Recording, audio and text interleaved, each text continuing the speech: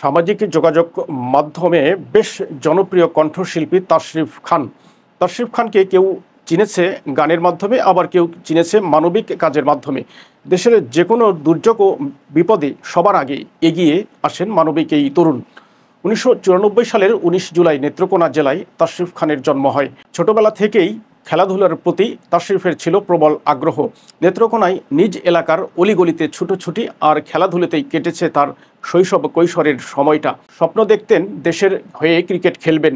নেত্রকোনার অনূর্ধ্ব-16 দলে ভর্তিও হয়েছিলেন, কিন্তু সে সময় তার রিমাটয়েড আর্থ্রাইটিস নামের একটি রোগ ধরা পড়ে। এই রোগের জন্য ক্রিকেটার হওয়ার স্বপ্ন বাদ দিতে হয় তাশরিফকে। তাশরিফ ২০১৬ সালে ঢাকা শিক্ষা বোর্ডের অধীনে একটি বেসরকারি কলেজ থেকে উচ্চ মাধ্যমিক সার্টিফিকেট স্তর সমাপ্ত করেন। বর্তমানে তিনি একটি বেসরকারি বিশ্ববিদ্যালয় থেকে বিবিএ ডিগ্রি সম্পন্ন করেছেন। তাশরিফের সবসময় গানের প্রতি অনুরাগ ছিল, তাই ২০১৭ সালে তিনি তার স্বপ্নকে অনুসরণ করার সিদ্ধান্ত নেন এবং তার ভাই তানজিব খান এবং তানভীর সিদ্দিকীর সাথে কুঁড়েঘর ব্যান্ডটির প্রতিষ্ঠা করেন। কুঁড়েঘরের প্রধান কণ্ঠশিল্পী তাশরিফ। তার প্রকাশিত গানের সংখ্যা ৯০টিরও বেশি। ২০১৮ সালে তারা তাদের ইউটিউব চ্যানেলে ময়নারে এবং ব্যাচেলর নামে দুটি গান প্রকাশ করে ব্যাপক জনপ্রিয়তা পেয়েছিলেন। তাশরিফের অনন্য কণ্ঠস্বর, তার চমৎকার গান লেখার দক্ষতার সাথে কুঁড়েঘরকে বাংলাদেশি সঙ্গীত শিল্পে আলাদা হতে সাহায্য করেছে। তাশরিফ সবসময় তার ভক্তদের হৃদয়কে অনুপ্রাণিত করে এবং স্পর্শ করে এমন সঙ্গীত তৈরির উপর মনোনিবেশ করেন।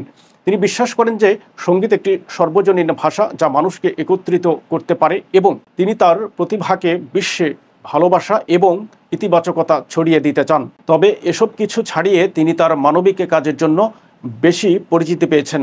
করোনাকালে লকডাউনের মাঝে লাখ লাখ কাজ হারালে নিম্নবিত্তদের ঘরে খাদ্য সংকট দেখা দেয়। সেই সময় তিনি তাশরিফ স্কোয়াড নামে একটি টিম বানিয়ে সোশ্যাল মিডিয়ার মাধ্যমে প্রায় ১৪ লাখ টাকার ফান্ড কালেক্ট করেন। তারপর সেই টাকা দিয়ে খাদ্য সামগ্রী কিনে অসহায় মানুষদের ঘরে ঘরে পৌঁছে দিয়েছিলেন। সিলেটের বন্যায় তাশরিফ এবং তার টিম সাধ্যমতো চেষ্টা করে গিয়েছেন।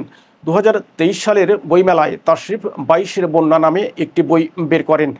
তার ২২-এর বন্যা বই থেকে উপার্জিত অর্থের একটি অংশ তিনি মানুষের সহায়তার জন্য ব্যয় করেন।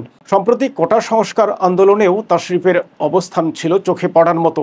এই আন্দোলনে তার গাওয়া রাজার রাজ্যে সবাই গোলাম গানটি ভাইরাল হয়, যা হাজার হাজার মানুষের মনে সাহস জুগিয়েছে।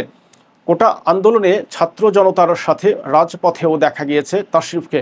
দেশ ও দশের সেবায় সবসময় নিয়োজিত থাকেন এই মানবিক তরুণ।